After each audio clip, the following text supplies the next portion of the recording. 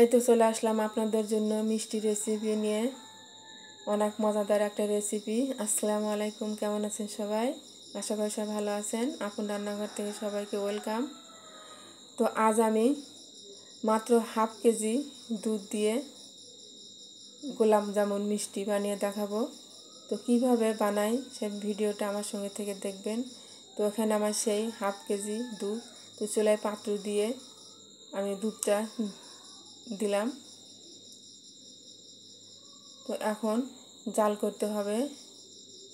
প্রথম দিকে মিডিয়াম আঁচে জাল করব, আর অনবরত নাড়তে হবে যাতে দুধের উপরে কোনো সরও না পড়ে এবং নিচে যাতে লেগে না যায়, সেজন্য অনবরত নেড়ে চেড়ে দিতে হবে।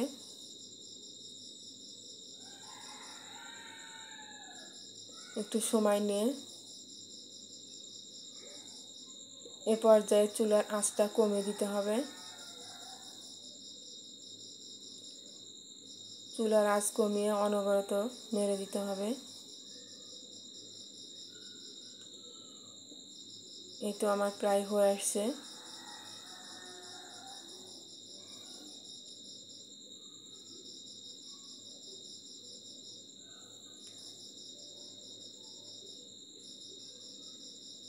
স্প্যাচুলার দিয়ে ভালোভাবে নাড়তে হবে।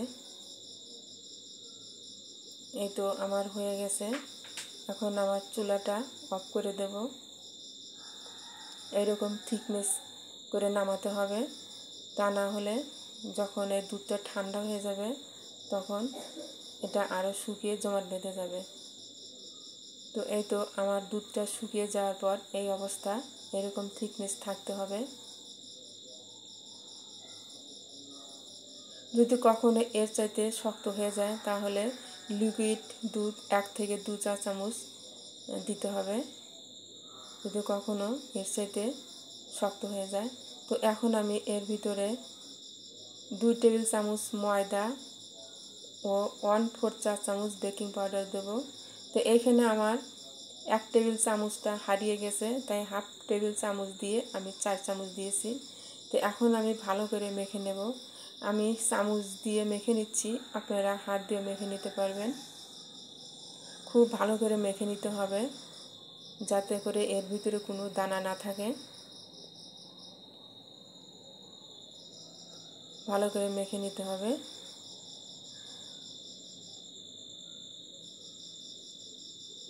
এটা মাখতে মাখতে এক পর্যায়ে তেল তেল হয়ে যাবে, ঘি বের হয়ে আসবে।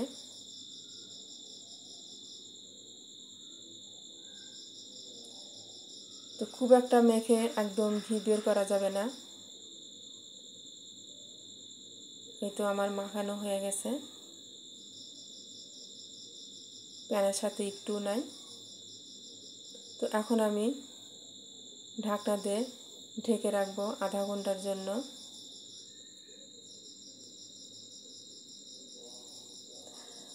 এই তো আধা ঘন্টা পর ফিরে আসলাম। তো অনেকটা সফট হয়ে গেছে। তো এখন আমি এগুলো ভাগ করে নেব মিষ্টির শেপে। সবগুলো এক মাপের করে ভাগ করে নেব। তো এই তো আমি একটা ট্রেতে নিয়ে নিলাম। এখন আমি এই মিষ্টি ডোটা পিস পিস করে নেব। তো এখানে মোট 10 পিস হয়েছে। তো মিষ্টিটা এতই মজা, এত সুস্বাদু, এতই সফট, এরকম মিষ্টি দোকানে কেউ পাবেন না, এটা আমি গ্যারান্টি দিয়ে বলতে পারি। আর এরকম এত সুন্দর মিষ্টি আমরা বাড়িতে বানিয়ে খেতে পারি, একদম ফ্রেশ টাটকা ভেজাল মুক্ত। তো এখানে আমি একটা প্লেট নিয়েছি, স্টিলের প্লেট। সেই স্টিলের প্লেটের যে নিচের দিকটা, ওটার উপরে আমি এক একটা পিস নিয়ে আমি গোল করে নেব। আর এতটুকু ফাটল থাকা যাবে না বা ক্র্যাক ভাব থাকা যাবে না, একদম স্মুথ করে নিতে হবে। তো একা একা আমার সবগুলো বল তৈরি হয়ে গেল।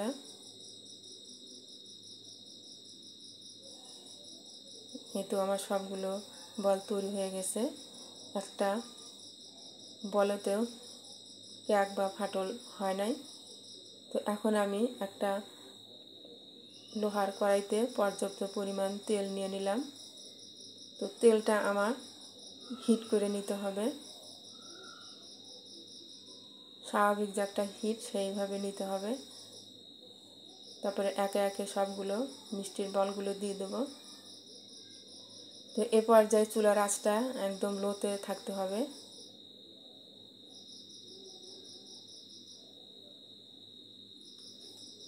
এই মিষ্টিগুলো একটু সময় নিয়ে ভাজতে হবে, 15 মিনিট লাগবে মিষ্টিটা ভাজতে। মিষ্টিগুলো এটা ধীরে ধীরে একাই উপরের দিকে উঠে যাবে, নাড়াচাড়া করতে হবে না।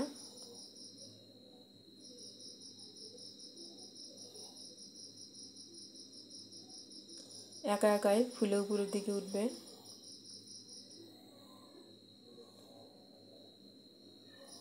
তবে এখন হালকাভাবে নেড়ে দিতে হবে,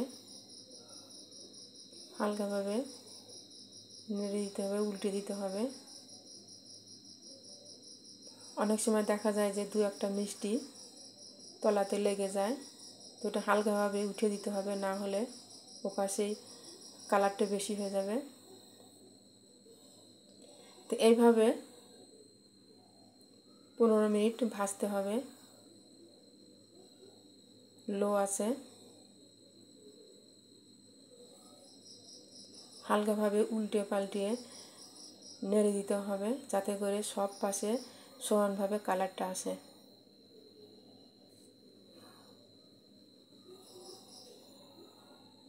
তো ভিডিওটি ভালো লাগলে লাইক কমেন্ট করবেন।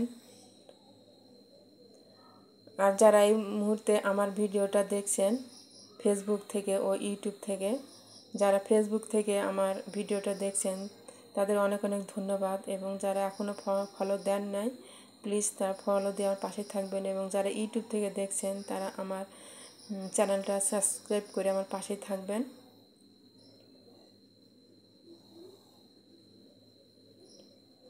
এই তো ধীরে ধীরে কালার চলে আসছে।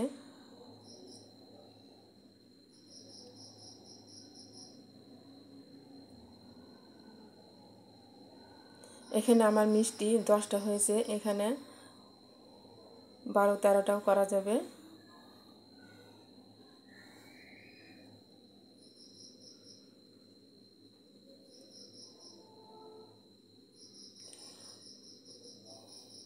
কিন্তু কালারটা অনেক সুন্দর আসছে।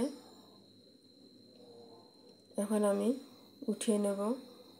এটা পরে কালারটা আরও আসবে, আর একটু ডিপ হবে কালার। তো আমি ছাঁকনিতে উঠিয়ে তেলটা ঝরিয়ে নেব একটু।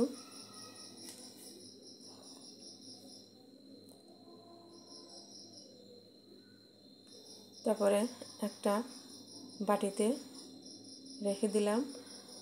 এখন একটা ঢাকনা দিয়ে ঢেকে রাখবো যাতে ঠান্ডা না হয়ে যায়। এখন আমি এই মিষ্টি শিরা বানাবো।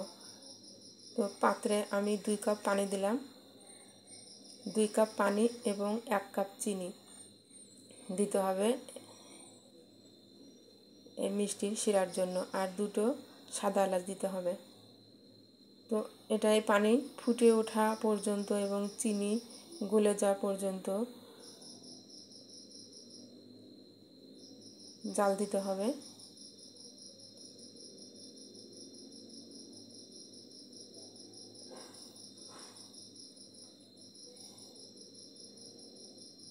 চিনি গলে গেলে পানিটা ফুটে উঠলে আমি মিষ্টি দিয়ে দেবো।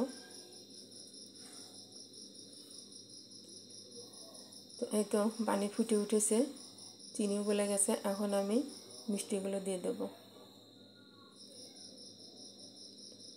তো হালকাভাবে একটু নেড়ে দেবো, নেড়ে দিয়ে ঢেকে রাখবো 10 মিনিট। এই 10 মিনিট আমি হাই হিটে মিষ্টিটা জাল করব। 10 থেকে 12 মিনিট হাই হিটে জাল দিতে হবে।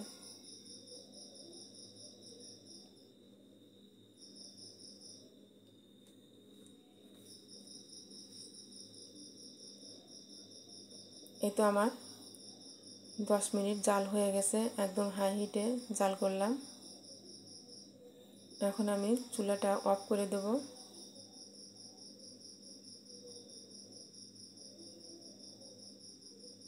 এই মিষ্টিটা একদমই সফট হবে।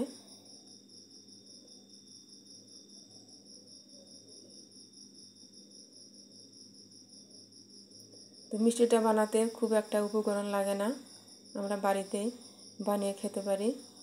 তো এই তো আমার হয়ে গেছে। এখন আমি এই মিষ্টি 10 থেকে 12 ঘন্টা এভাবে ঢেকে রাখবো।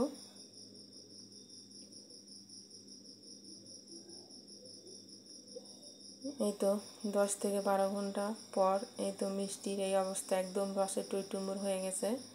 রস খেয়ে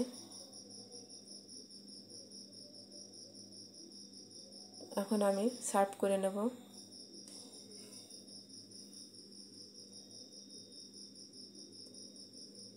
এই মিষ্টি বানিয়ে খেলে আর বাজারে থেকে মিষ্টি নিয়ে আসতে হবে না, ও মিষ্টি মুখেও ধরবে না, খেতে ইচ্ছা করবে না মিষ্টি।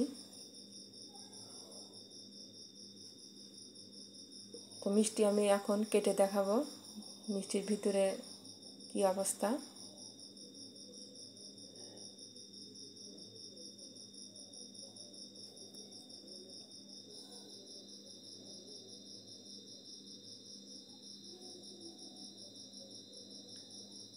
এই তো মিষ্টির কি অবস্থা দেখতেই পাচ্ছেন, একদম সফট এবং রসে টইটুম্বুর এবং স্বাদে ভরপুর, অসাধারণ একটা টেস্ট, মজা।